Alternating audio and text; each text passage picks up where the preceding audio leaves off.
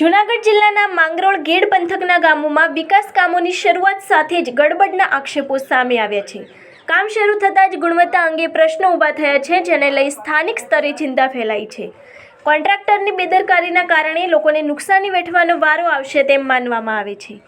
કેશોદના ધારાસભ્ય દેવાભાઈ માલમે પોતાના letter pad પર લેખિત ફરિયાદ નોંધાવી છે।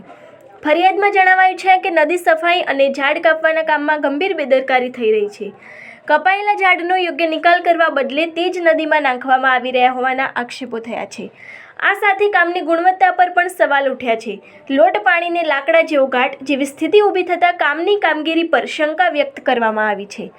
ધારાસભ્ય દ્વારા આ મુદ્દે તાત્કાલિક તપાસ કરીને જવાબદાર સામે કાર્યવાહી કરવાની માંગ કરવામાં આવી છે। સાથે ઉનાળાની શરૂઆત થતાં હાલ માંગરોળ ગેડ પંથકના ગામોમાં પીવાના પાણીની વિકટ પરિસ્થિતિ બની છે અને લોકો પીવાના પાણીની સમસ્યાનો સામનો કરી રહ્યા છે। આ બાબતે ધારાસભ્ય દેવાભાઈ માલમ દ્વારા પીવાનું પાણી આપવાની પણ માંગ કરી છે। આ અંગેની વધુ માહિતી માટે જોતા રહો ભારત ટાઈમ્સ ન્યૂઝ।